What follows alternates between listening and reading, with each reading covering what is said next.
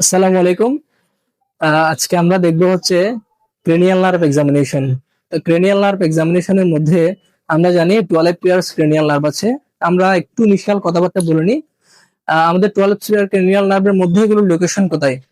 আমাদের cervical cortex থেকে প্রথম দুইটা ক্রেনিয়াল নার্ভ, এরপরে 3 আর 4 ক্রেনিয়াল নার্ভ আসবে মিড ব্রেন থেকে, এরপরে পঞ্চ থেকে আসবে 5 to 8 and 9 to 12 cranial nerve গুলো আসবে মেডুলা থেকে।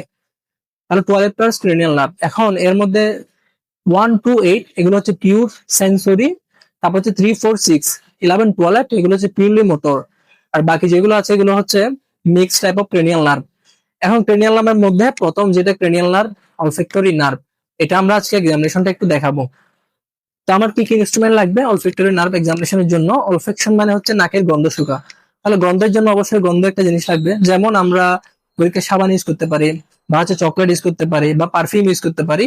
তো আমি এখানে একটা আতর নিয়ে আসছি যেটা গন্ধ আছে, তাহলে আতর আমরা ইউজ করতে পারি। তাহলে আমরা শুরু করবো। আরেকটা হচ্ছে আমাদের একটা টর্চ লাগবে।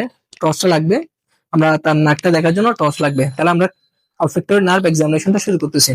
আসসালামু আলাইকুম। আমি 5th ইয়ার একজন মেডিকেল স্টুডেন্ট। আমি আপনার আহ নাকের গন্ধ শুকতে পারেন কিনা এটা একটু পরীক্ষা করব। আশা করি আপনার কোন ধরনের সমস্যা হবে, আর যদি সমস্যা হয় আমাকে জানাবেন। ঠিক আছে? আচ্ছা, আপনি আপনি কি আপনার নাক দিয়ে গন্ধ শুকতে পারেন? পারেন না? আচ্ছা আচ্ছা, আপনার নাকটা একটু দেখি, একটু দেখি। হুম,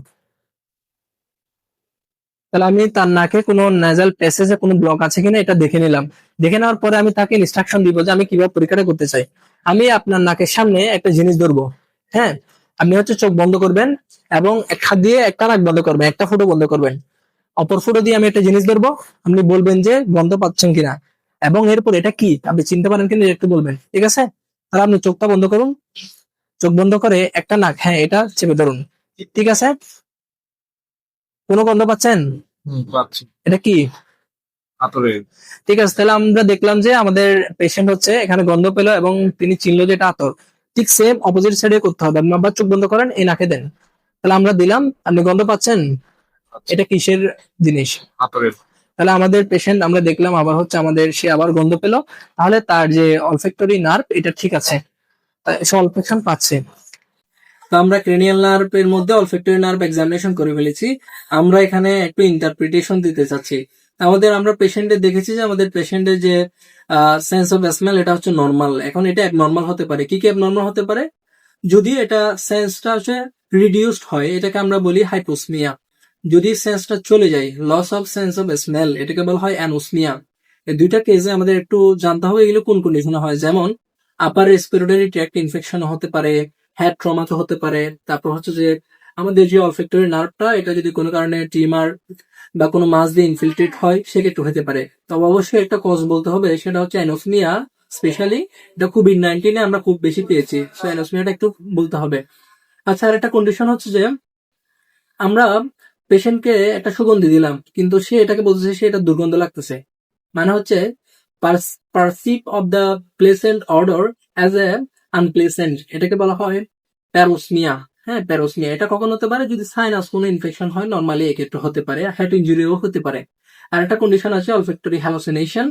অলফ্যাক্টরি হ্যালোসিনেশন এটা হচ্ছে ওল্ড এজে, স্পেশালি যেমন হচ্ছে অ্যালঝেইমার ডিজিজ, তারপর ফোকাল এপিলেপসি, এগুলোতে হতে পারে। আরেকটা কন্ডিশন আমরা একটু অ্যাড করে নিই, যেহেতু এগুলো এই কন্ডিশন গুলো ম্যাকলিওট আছে, আমরা একটু বলে দিতে চাই আর কি। এটা ওটা আছে ফ্যান্টোসমিয়া। ফ্যান্টোসমিয়া ওয়ান কাইন্ড অফ হচ্ছে অলফ্যাক্টরি হ্যালুসিনেশনের মতো, কিন্তু এখানে যে ব্যাপারটা পেশেন্ট বলবে সব সময় তার একটা গন্ধ গন্ধ লাগে। তো এটা আমরা দেখতে পেয়েছি বই যে লিখেছেন যে পেশেন্টের সবসময় মনে হয় যে কি সিগারেটের গন্ধ, সিগারেট স্মোকিং এর একটা গন্ধ। এটা একটা বিনাইন কন্ডিশন, এটাকে বলা হয় ফ্যান্টোসমিয়া। তো আশা করি এই ভিডিওটা সবার কাজে লাগবে ইনশাল্লাহ। আমরা গ্রাজুয়ালি বাকি ক্রেনিয়াল নার্ভ এক্সামিনেশন গুলো আমরা দেখাবো আস্তে আস্তে। সবাইকে ধন্যবাদ।